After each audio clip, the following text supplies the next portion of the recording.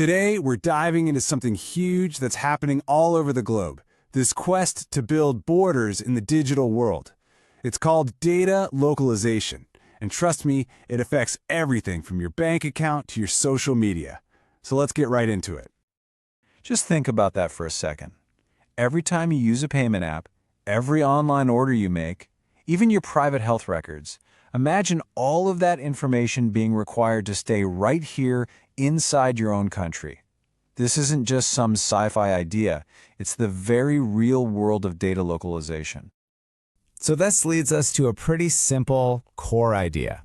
Your data stays home. But what does that actually mean in practice? Let's break it down. At its heart, data localization is basically a rule from the government. It's a mandate that says any data collected from you, a citizen, has to be stored and processed physically inside the country's borders. The easiest way to think about it is that simple phrase, your data stays home. And this whole thing really boils down to one powerful concept: data sovereignty. It's this idea that a nation should have the right to apply its own laws to its citizens' data, no matter where the company holding that data is actually located. So what kind of data are we talking about here? Well, it's usually the most sensitive stuff. We're talking about your financial records, UPI and credit card transactions, your health data, personal identifiers like your name or your Aadhaar number, and of course, anything that's related to national security. Okay, so that's the what. But now for the big question. Why? Why are so many countries all of a sudden pushing to build these digital borders? Well, there are really four main reasons this is happening. First, national security. If the data is local, law enforcement can get to it faster. Second, privacy. It's a way to try and protect citizens from snooping by foreign governments. Third is economic growth. Forcing data to stay local encourages companies to build data centers, and that creates tech jobs. And fourth, it all comes back to that idea of digital sovereignty, making sure your country's laws are the ones that apply. And make no mistake, this isn't just an isolated thing. It is a massive global trend. You've got landmark rules like the GDPR in Europe and some really strict data laws in China that have kind of set the stage for everyone else. But here's where things get interesting.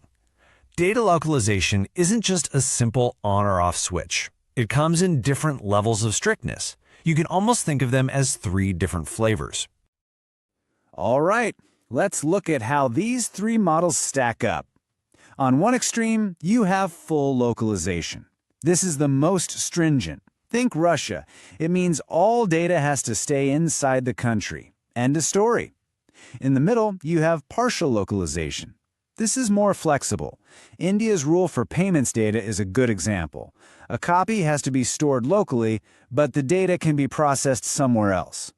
And then you have the most flexible model, conditional transfer.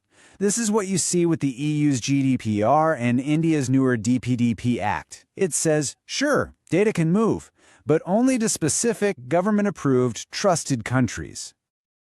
Okay, so to bring all this theory down to earth, let's look at India as a case study. The way its approach has changed over the years is a perfect example of how these policies get debated and tweaked in the real world.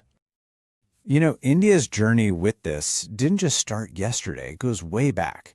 You had the Public Records Act in 1993, then the Companies Act in 2013 for corporate records. But the big turning point was in 2018, when the Reserve Bank of India laid down that really strict rule for payments data. And that all led up to 2023 and the DPDP Act, which takes a much more balanced approach for personal data overall. And this is where you can really see the change in thinking. That 2018 RBI rule for payments was a hard and fast mandate. All payment data stays here exclusively. But the 2023 DPDP Act, it's totally different. It uses a flexible blacklist model. Data can go anywhere unless a country is specifically put on a restricted list.